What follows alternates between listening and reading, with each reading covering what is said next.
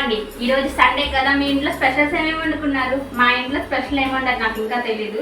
So నేనైతే చిన్న పని మీద మా అమ్మ నేను బయటకు వెళ్ళామండి. సో బయటకు వెళ్తూ వచ్చేటప్పుడు శనక్కాయలు తెచ్చుకున్నాము. సో ఇవి నాటు శనక్కాయలు. అండ్ నెక్స్ట్ ఈరోజు మా మమ్మీ ఏం స్పెషల్ చేసిందో మరి మాకు తెలియదు, ఇంకా చెప్పరా.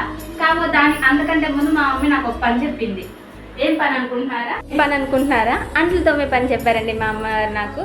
మేము బయటకు వెళ్ళేసి వచ్చాం కదా, మా మమ్మీ వంట అంతా చేసేసింది. సో మా మమ్మీ ఏం చెప్పారంటే అంట్లు తోమేసేసి అందరం కలిసి అన్నం తినేద్దాం అన్నారు. సో నాకు ఆరాటంగా ఉంది మా మమ్మీ ఏం వండారు అనేది. వంట చేశాను కాబట్టి అంట్లు తోమని నేను చెప్పాను. ఏమి వంట చేశాను చూసేద్దామా?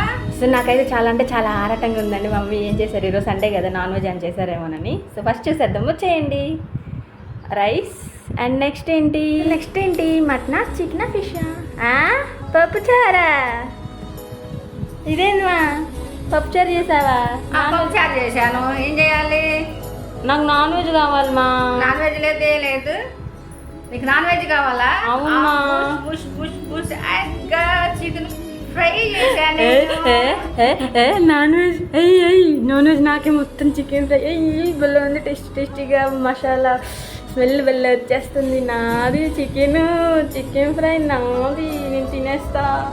నాకు పప్పుచారు వద్దు ఇంకా, థ్యాంక్ యూ మా. నేనైతే ఇంకా పప్పుచారు తినకుండా చికెన్ ఫ్రై తినేస్తా అండి. ఉంటానండి. సో నా చికెన్ ఫ్రైకి లైక్ చేయండి.